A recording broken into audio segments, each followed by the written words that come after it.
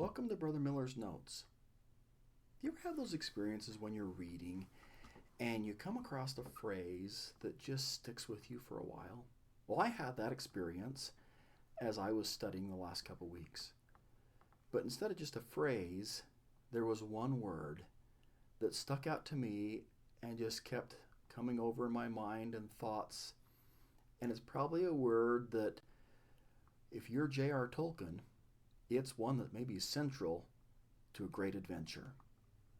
J.R. Tolkien once said, "It simply isn't an adventure worth telling if there aren't any dragons." Now, in my family, there's a few dragons we really like. My son loves a young dragon, or I don't know how young, but a young man who finds a dragon and attempts to train it. Another dragon that is kind of a little bit fun for me to be able to read about is a dragon that first is mentioned in The Hobbit as one who has, well, through violent means, obtained a large sum of gold. And in the movie, the first experience you have with it, sleep in a mound of gold.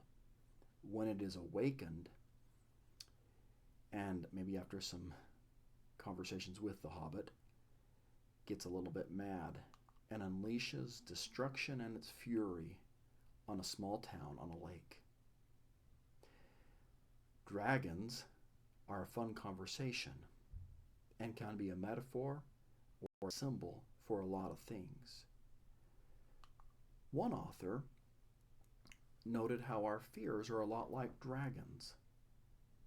And this author is Sarah Ban Breathneck. I don't know if I got that name right.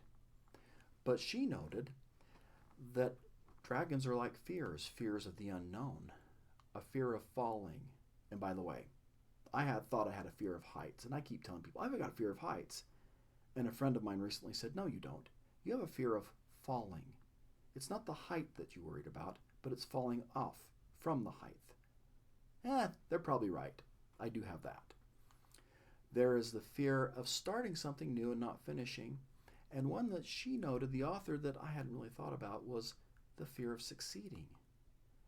And when she explained to see this, she said, quote, "We might not be happy with the way we are living now, but at least it's safely familiar."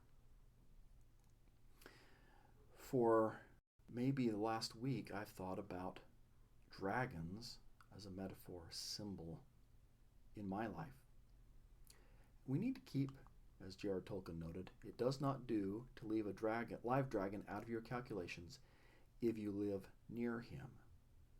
Well, if the dragon is our fear, maybe with him or associated with him. So maybe the question for me this week as I've read about dragons is, well, what can we do? What do we do? And how can we overcome our dragons in our lives? Now, this all came about because as I was reading in 2 Nephi chapter 8, Isaiah uses the word dragon. And so let's just start off with that verse and how he describes a dragon and how it can maybe apply to our fears. In verse 9 of 2 Nephi 8, Isaiah starts the verse off with awake. Now, the Hebrew word for awake calls for an action. It calls for a positive response. An effective, righteous action. When it's repeated twice, any word in Hebrew, it is an amplification. It is an emphasis on that. So there's an emphasis from Isaiah that we awake and have a positive reaction, positive response, a positive action. He then says, awake, awake, and put on strength. Now, the put on strength draws from an image and the practice of soldiers that put a sheath on their arms, preparing them for battle. To put on strength is really you're about to do battle with something. And maybe it's fear, it's coming up here in a minute, your dragons. But it also says awake as in the ancient days and gives a couple of references. One is Rahab. Rahab could be referring to an individual, the individual who was a prostitute, who overcame her fears and her lifestyle to join Israel and act in faith. Rahab is also a symbol, could be a symbol for, a mythical experience that happens in different religions. It's a symbol for chaos. It is a symbol, could be a symbol for also Egypt and God's deliverance from Egypt. So the whole verse, just reading it, is awake, awake, put on strength, O arm of the Lord. Awake as in the ancient days, art thou not he, or God, that hath cut Rahab? So cutting through chaos, deliverance out of Egypt, deliverance from even mythical chaos in Canaanite religion. Are thou not he that cut Rahab and wounded the dragon? Now, the dragon is a symbol of chaos. It can be a symbol of, Satan is called the dragon, of destruction, something that causes fear. Now, Isaiah also goes on to say, with the awake theme, awake, awake, have an effective righteous action and stand up. Stand up for what you believe in. Stand up for what's right. A lot of imagery you could do is standing up. But also, you're to awake, awake, and put on strength. Now, the strength, put on thy strength, O Zion, and put on thy beautiful garments. That's a great cross-reference for me is Revelation 19:8, where it says, and to her was granted that she should be arrayed in fine linen, clean and white, for the fine linen is the righteousness of the saints. So there's some symbolism. You put on your righteousness. Putting on thy strength is reference to the priesthood, that Zion should put that on in the last days, and as Joseph Smith taught from the Lord in section 113, verse 8. But really, I love that imagery of beautiful garments. Putting on your righteousness. Anybody who wants to be a member of Zion realizes that they must be pure in heart.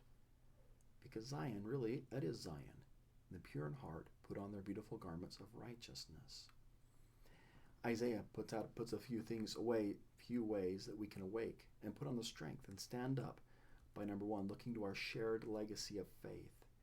He mentions Sarah and Abraham, who had miracles in their life long past when they thought that they couldn't have children. The fear of not having a promise from God being fulfilled is overcome. Rahab, the wounded dragon, or Isaiah refers to the Exodus coming out of Egypt. He encourages us to awake and put on strength by lifting our eyes to heaven. Don't be so earthbound, is maybe a good way to say it.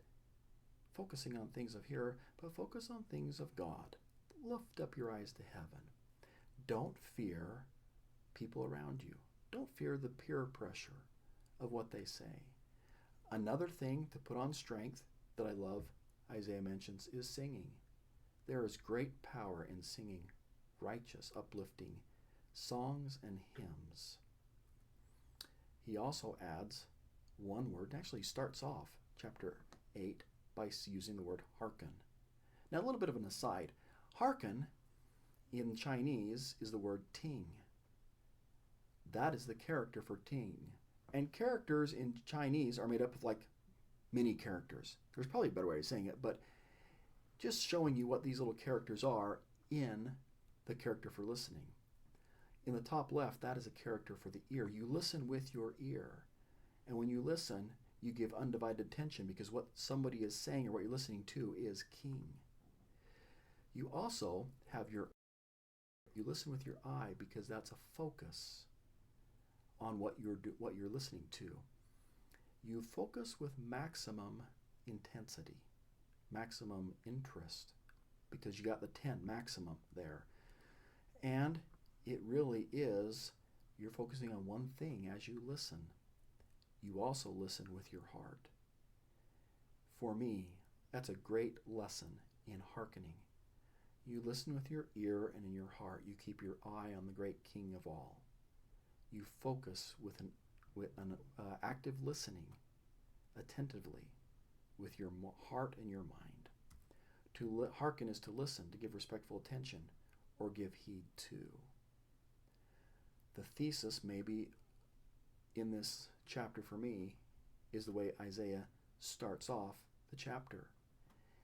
For him, I think, one way to overcome our fears is to hearken, to pay attention to, be respectful to act on what God says, follow after righteousness, seek the Lord, and look to the example of our faithful ancestors.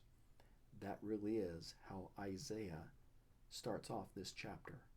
A beautiful way to help us overcome our fears, the dragons in our life. Well, thanks for my notes on 2 Nephi chapter 8 or Isaiah 51. Once again, if you'd like to have a verse-by-verse commentary on this, you're welcome to look at it at brotherrmiller.wordpress.com. I appreciate you taking the time to listen to this little video, and I hope you have a bodacious day. See ya. Bye.